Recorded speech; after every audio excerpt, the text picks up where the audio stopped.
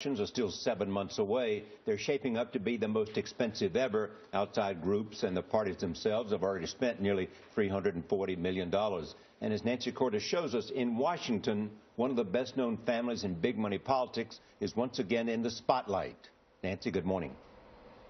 Good morning. They are the Koch brothers, both in their 70s and two of the wealthiest men in America. They've been giving to conservative and libertarian causes for a long time, but now Democrats are trying to make them public enemy number one.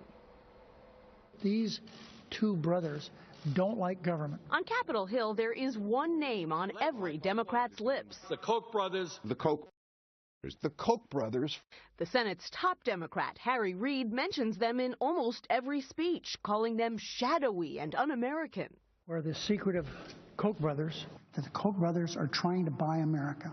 David and Charles Koch are the businessmen behind Koch Industries, a Kansas-based conglomerate that employs 100,000 people and brings in $115 billion annually. The brothers are also the chief backers of Americans for Prosperity, a powerful political action committee that spent $122 million in 2012 and $30 million just since last year, mostly targeting the president and vulnerable Senate Democrats. So now Democrats are trying to turn the tables with their own $3 million ad campaign against two men who have never held elective office. Out-of-state billionaires spending millions to rig the system and elect Bill Cassidy. Tim Phillips, who runs the Koch-backed group, argues the left has their own big donors.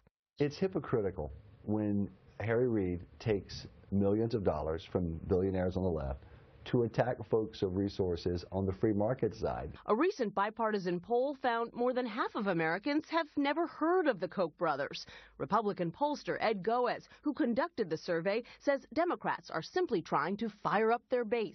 It's basically giving them a bad guy that they're going out to vote against, as opposed to voting on the record, which at this point does not look very good for the president. He says Republicans employed a similar strategy 10 years ago against progressive billionaire George Soros. We don't do it anymore, so it pretty much tells you how that went.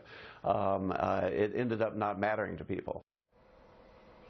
His poll found a 7-point enthusiasm gap right now between Republican and Democratic voters. That means Democratic voters are less fired up to get out and vote, and that's why Democratic leaders are working so hard right now to try to rile them up, because that could be the difference, Nora and Charlie, between holding on to control of the Senate or losing it.